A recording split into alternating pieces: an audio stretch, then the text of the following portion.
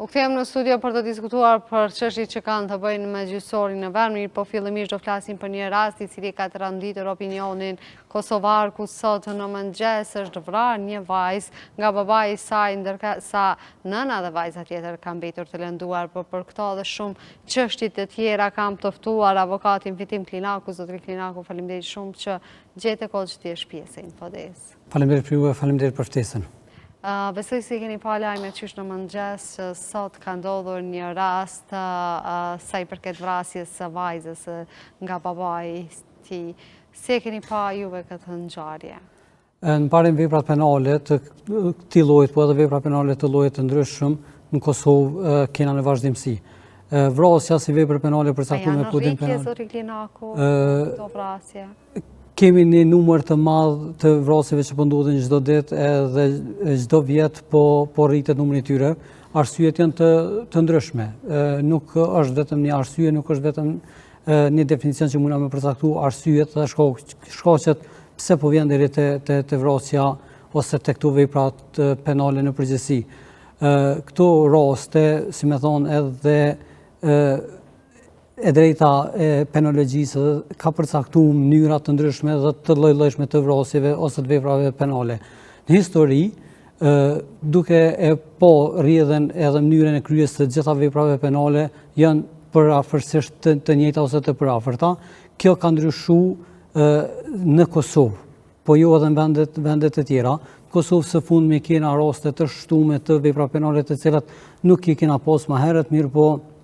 me kalimin e kohës dhe me telashe të ndryshme, arsye të ndryshme, po vinë edhe deri te këto vrasje brenda familjes apo brenda anëtarëve të afërt të familjes. Arsyet janë të ndryshme, arsye ekonomike, psikologjike, sociale, mënyra të jetumit, ndryshimi I madh I teknologjisë, faktorë të ndryshëm të cilët disa persona janë krijojnë një farë lloj gjendje jo të mirë psikologjike që mund të vijë edhe deri tek vrasja e anëtarëve të familjes. Për këtë arsye, Kodi penal ka përcaktuar një grup të vepra penale të cilat përfshin vrasjet e rëndom, vrasjen e rënd, vrasje për motive hakmarrje, vrasjen sipas vetmbrojtjes, vetmbrojtje ekstreme e vrasje të tjera të cilat pavarësisht për metoda, mënyra se si është kryer vepra penale, atëherë edhe dënimi dhe përcaktueshmëria për shqiptimin e dënimit për kryerjen e këtyre vepra penale duhet të marrë një dënim të merituar. Këto raste janë shumë komplekse, janë zor për me e parandalu, po jo edhe me gjetë kryerjen, se janë vrasje të cilat dihet kryerja ose në shumicën e rasteve në këto vrasje kryerja është në vend të ngjarjes apo mund të ikë për një ditë, 2 ditë ose në rrethonat të dorëzohet vetë. Zotri Klinaku, a ka raste që për shkak se ende është në një proces gjyqësor ka ndodhur që të kemi vrasje, ndodh se personi që ka vrarë personin tjetër ka qenë në proces gjyqësor, pra familjar, është dërguar në stacion policor, mirë po më pas është lëshuar dhe ka kryer vrasjen. Kena pas raste të këtij llojit në Prishtinë. Ka ndodhur si rezultat I dhunës familje që viktima ka pas një urdhër mbrojtje dhe pas një kohe përgjatë periudhës që viktima ka pas edhe atë urdhër mbrojtje të lëshuar nga gjykata, ka ndodhur që të ketë një fatalitet në drejtim të viktimës, në këtë rast të bashkëshortës së kryesit të veprës penale. Lidhur me këto vrasje, lidhur me këto vepra penale është bën një hap lidhur me shiritat sigurues që bëjnë monitorimin e personave të cilat janë në masat e urdhrit të mbrojtës, mirë po prej asaj kohe nuk është bën ndonjë veprim shtesë apo një rrethon tjetër, një strategji tjetër që do të mund të parandaloj kryerjen e veprave penale brenda familjes të ngushtë apo më të gjerë. Në këto raste është shumë zor për me evitu, me parandalu kryerjen e veprës penale, përveç në rastet kur kemi të njohur, si me thonë, kryerjen e veprave penale, siç është një vepër pak më e lehtë penale, është një farë vepre penale dhunë në familje, presion psikologjik, sulm, e veprave të tjera, të cilat I kanë parapri veprës më të rëndë, siç është ajo vepra e vrasjes ose privimit nga jeta e kështu me radhë. Në rastet kur këto vepra penale vjen direkt te vepra penale vrasje, është shumë zor e parandalume. Po në rastet kur kemi 2-3 vepra penale kështu me radhë, dhunë familje në mënyrë të vazhdueshme, sistematike, të cilën u ushtron bashkëshortin e bashkëshortes apo anasjelltas ose në raportet mes fëmijëve dhe prindit ose anasjelltas, atëherë nëse kemi në raste të cilat i paraprin vepra tjera penale, atëherë është shumë problematike nëse në terreneve na ndodh në raste të tillë që dikush më humb jetën, tu e ditë, si më thon, tiparet e kryerjes të veprës penale që është një person i papërmirësuar shumë e kështu me radhë. Këto është problematikë që nuk kena një praktikë gjyqësore që, si më thon, në rastet kur kemi të bëjmë me recidiv, këta persona konsiderohen si recidiv cilësor, të cilat përveç që kryejnë veprën e njëjtës atë përafërt të veprës penale, ata kryejnë edhe veprën penale në drejtim të viktimës së njëjtë. Nëse kemi këtë lloj të recidivit, ligji ka përcaktuar, përkatësisht edhe teorician të penalistë të njohur kanë thonë që nëse kemi një recidiv konsiderojmë personat të cilët kryejnë veprën e dytë penale, pasi që të njëjtit ju është shqiptuar një aktgjykimi formës së prirë për veprën penale të kryer më herët. Nëse në këtë rast kemi një person recidiv, cila përsërit veprën penale, 2 ose më shumë vepra penale, atëherë mund të shqiptohet dënim deri në 50% të maksimumit të dënimit. Nëse po flasim për veprën penale dhunë familje, që është dënuar me gjobë ose me burgim deri në 3 vjet. Atëherë nëse kemi për herën e dytë ose tretë, gjykata mund të shqiptojë dënim deri në 4 vjet e gjysmë burgim efektiv për personat të cilët kryejnë këto vepra penale. Po në praktikë kjo është, si më thon, deri sot e pa aplikueshme, si rezultati i mos krijimit një draftit që kish me përcaktuar një praktikë gjyqësore që gjyqtarët për me guxu për me jap si vendime dhe dënime ma të oshë për personave të cilët kryejnë veprën penale dhunë familje dhe vepra tjera të cilat sot i hasim në çdo ditë. Dhuna në familje është ma komplekse, nuk është sikur ose krimet brenda familjes janë ma komplekse, më thonë kështu, sepse kena të bëjmë me raportet të cilat e njohin njëri tjetrin, e njohin viktimen, e njohin, si më thon, dobësitë e njëri tjetrit edhe lehtësisht mundet me kry veprën penale. Nuk janë sikur vepra penale. Se ka në rrjedh për shkak të situatave të ndryshme që ata kanë përjetuar brenda familjes. Më parim kjo është zor për me jap një prononcim lidhur me rrethonat, mënyrat dhe gjithçka tjetër, se hala është errët, po mendoj që sot prokurori kujdesor dhe policia me hetuese me krejt, si me thonë, janë personat të cilat vetëm janë në terren dhe të punu për me mbledh prova, për me siguru materiale të cilat kanë me jap një epilog më të mirë këtij rasti. Njerë për njerë, në këtë rast nuk ka, si me thonë, informacione shtesë për me konstatu një diçka të caktuar arsyet apo motivet që e kanë shtyr kryqësin për me kry këtë vepër penale. Po në përgjithësi, veprat penale të cilat janë brenda llojit të njëjtë janë, si më thon, zor të menaxhueshme, sepse janë vepra penale të cilat e njohin njëri tjetrin, e njohin viktimen dhe lehtësisht mund të kryhet vepër penale, jo si në rastet kur janë persona të cilat nuk e njohin njëri tjetrin, kanë një lloj pasigurie, viktimen nuk e njohin, nuk kanë informacione të mjaftueshme për to, ka një farë lloj hendeku, një farë lloj, si më thon, ndryshimi esencial mes vepra penale që kryen brenda llojit, përkatësisht vepra penale mes personave të cilat e njohin njëri tjetrin apo personat të cilat nuk e njohin njëri tjetrin. Mi pa është rregulluar në mënyrë gjyqësore mirë kjo fusha e ligjit sa i përket këtyre çështjeve që kanë të bëjnë me trajtimin e këtyre personave, siç që Ceke ti ka pasur raste kur ai ka kryer vetë një vepër të caktuar mirë, po është kthyer edhe ka kryer edhe një vepër tjetër. Kodi penal i Republikës Kosovës përcakton dënimet për kryerjet e gjithë personat të cilët kryejnë vepra penale, vepra ato të cilat janë përcaktuara në atë kod penal dhe veprimet të cilat inkriminojnë dhe përcaktojnë veprën penale që ka përcaktuar kodi penal. Mirë, po vendimet, përkatësisht aktgjykimet dënuese të cilat ju shqiptohen këtyre personave, shpesh herë janë aktgjykime të cilat japin dënime jo të rënda, dhe si rezultati ndëshkimeve, si me thonë, të vogla, dënimeve me burgim bukur të rolla, atëherë po japet, si me thonë, një farloj sigurie që edhe nëse kryeni një vepër penale brenda dhunës familje apo vepër penale tjetër, mund lehtësisht të del nga burgo apo të merr një dënim sa më të lehtë. Për praktikës që kemi pas në zyrën tonë, po du me përmend një rast, ku në bashkëbisedim me klientin për veprën penale armbajtje pa leje, po bisedojmë për procedurën e kështu me radhë, thot që ajta avokat se mu nuk më denojnë kur gjë ma shumë se 500 euro nuk më denon. Si me thonë edhe i thash, është siguri shumë e madhe që ti po guxon me jap këse epiteti ose me kriju këse menimi për gjykatën që ka me denu veç 500 euro kur unë jam avokat, procedoj me këto landë shumë shpesh edhe nuk e dina vendimin e gjykatës. Kjo është si një lloj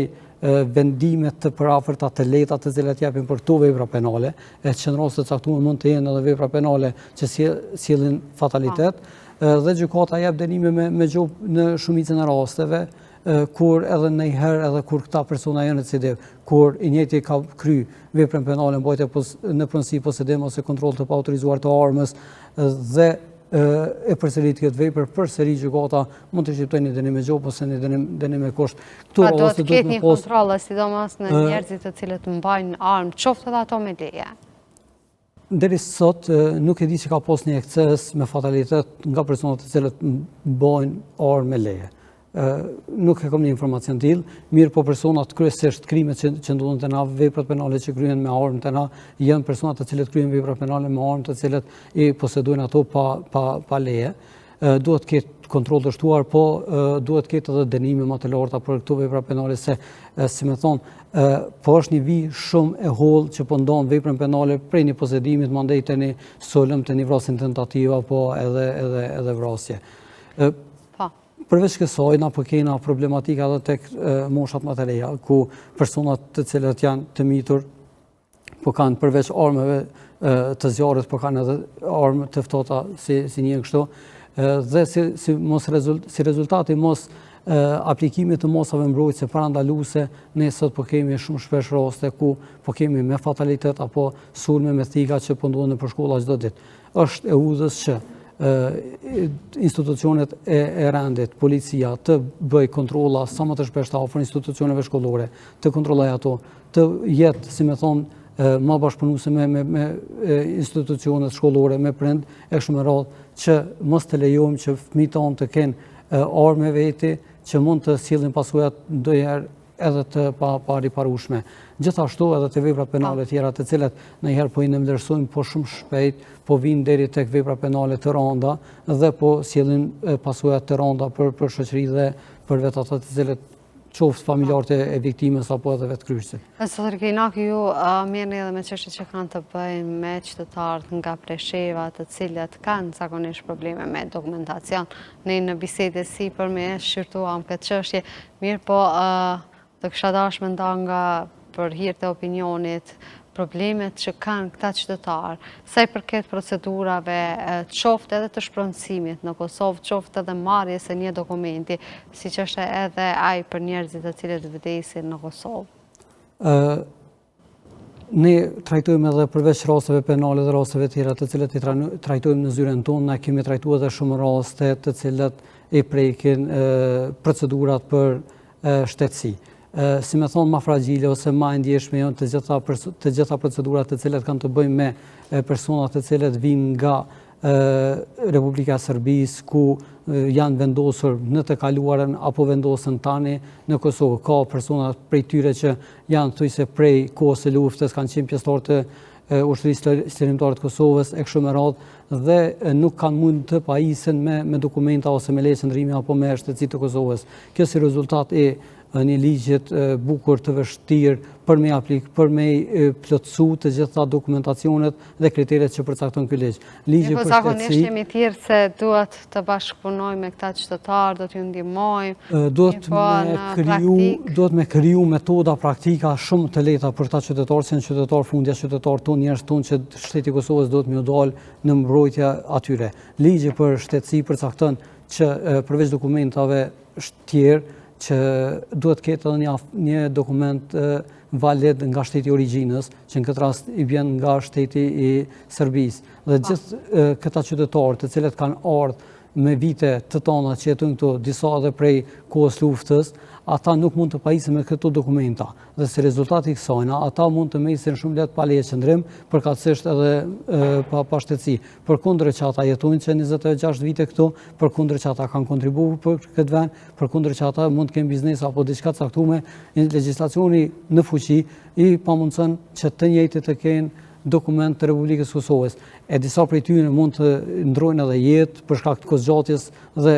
periudhës së gjatë që kanë jetuar në Kosovë, mandej fëmijët e tyre, pasardhësit e tyre mund të kenë edhe probleme edhe me, si më thonë, shpalljen e aktin e vdekjes. Pra, po përcillet në jetë e tonë e qytetarëve tonë, të mos ju jep informacione, të mos ju jep mbështetje, të mos ju jep mundësi që ata të jenë qytetarë të Republikës Kosovës, edhe pse në shumicën e rasteve ata nuk kërkojnë asgjë nga Republika e Kosovës përveç një dokumentacioni të cilët e vërtetojnë që janë shtetas të këtij vendit. Ata nuk mund disa prej tyre të televizin në Serbi. Ata janë në lista të zezë për arsye të ndryshme. Pse kanë qenë pjesëtarë të OÇK-s apo për arsye të caktuara që dihet që Serbia nuk është mjekpritëse dhe për bazat atë mënyrën e pasivizimit të adresave, ata nuk mund të pajisën me dokumenta nga shteti origjinës. Pra, ligjvënësi në Kosovë duhet ketë parasysh që gjithë qytetarët të cilët vinë nga ato treva, duhet ketë parasysh që në hartimin e legjislacioneve të ketë për bazë edhe ato qytetarë të cilët vinë në Kosovë dhe nuk mund të sigurojnë dokumenta ato se kanë të vështirësuar. Metodat duhet të organizojnë, duhet të shohin grupet punuese të cilat mund të organizohen brenda Ministrisë së Punëve të Brendshme dhe ministrive tjera relevante të cilat mund të nxjerrin një draft legj, një propozim legj që mund të sigurojë një procedurë më të lehtë për gjithë qytetarët të cilët vinë nga ato treva për me jetu në Kosovë ose kanë ardhur qysh prej kohës së luftës. Do t'i kalojnë shumë lehtësisht të gjitha këto procedura. Zotri Kilnaku, nuk mund të kalojmë edhe pa folur pak edhe për politikën në vend. Për fond, do kisha dashur të di nga ana gjyqësore të gjitha procedurat që përshkojnë në kuvendin e Kosovës. A ka pasur shkelje të kushtetutës ose shkeljeve të nenet të tjera gjyqësore që kanë të bëjnë me kushtetutën e Kosovës? Në parim, nëse flasim veç për këtë periudhën e fundit edhe ngërçet politik të shkaktuar në periudhën e fundit, ato si më thonë janë të e shfrytzu vakumin ligjor të cilën ju ka jep kushtetuta e Republikës Kosovës që të mos t'i nënshtrohen afateve të caktuara të cilët janë paraposur sipas kushtetutës ligjeve. A ka mangësi, zotri Klinaku, kushtetuta e Kosovës sa i përket hapëstimit të saj, e sidomos për këto periudhën e 15 minutëshit ose 48 orë pauzë, masa ne mu kthia petë në kuvend, a ka mangësi sa i përket kësaj pjese? Me qujt mangësi nuk guxojmë, po në praktikë po shohim që po kena probleme lidhur me implementimin e kësaj procedure. Ligji po përcakton që na fat brenda 48 orëve, po këta po e shtyjnë maksimumin e orëve të lejuara për me marrë kohë shtesë për me i caktuar seancat e tjera. Në rast të kalimit të këtij ngërçi politik që duket se pa një vullnet politik nuk ka me u bë se mundësi ligjore, bazën ligjore për me vepru kështu. Partitë politike në vend veçse e kanë. Përveç kësaj, pas kalimit të këtij ngërçi politik që mund të vijë me një vullnet politik, atëherë në të ardhmen duhet që të veprojmë, mos të lejojmë këse hapësira që të krijohen vakume të njëjta politike se mund ose po sjellin dëm të pariparueshëm për qytetarin e Republikës së Kosovës. Ngërçi të cilën është kriju është ngërçi të cilën partia fituese është të e shfrytzu deri në pikë të fundit, ka bazë ligjore, ka mundësi ligjore dhe të njëjtën po e bën derisa kur eventualisht aspekti ndërkombëtar ka me kërku pi subjekte politike për me zgjedh modalitete për me të kalu këtë ngërç politik. Në të kundërtën, kjo është të shku deri në pafundësi edhe çdo ditë më shumë qytetarët janë të ulodh si rezultati sjelljeve jo korrekte nga partia fituese, mandej edhe të gjithë po mënej subjekte politike të cilat janë të përfaqësuara në Kuvendin e Republikës së Kosovës. Zotri Klinaku, ne kemi pa që është thënë që të mbahet me votim të fshehtë votimi për kryetar të Kuvendit të Kosovës. Nga ana juridike, kjo çështje a është e lejuar apo jo? Në fillim, rregulloria e Kuvendit përcakton që të përcaktohet mënyra e votimit. Në këtë rast të përcaktuar votimi i hapur, Dhe mandej çdo devijimi ndryshime të mënyrës së votimit për këtë stat të kuvendit ku është i palejuar. Ato kanë vendosur në fillim që të votohet me një votim të hapur dhe duhet të vazhdoj kështu deri te zgjedhja e kryetarit të kuvendit dhe nënkretarëve të saj. Do thotë është shkelje nëse votohet me... Nëse ndryshon metodën e votimit në këtë fazë të procedurës ku ndodhet kuvendi i Republikës së Kosovës, përcakton shkeljet e rregulloreve të saj. Zoti Linaku, ju falenderoj shumë që erdhët në Infodit, diskutuan për gjitha këto çështje mjaft të rëndësishme që kanë të bëjnë me jetesën e kosovarëve, po ashtu edhe për çështjet gjyqësore në vend. Faleminderit për ftesën.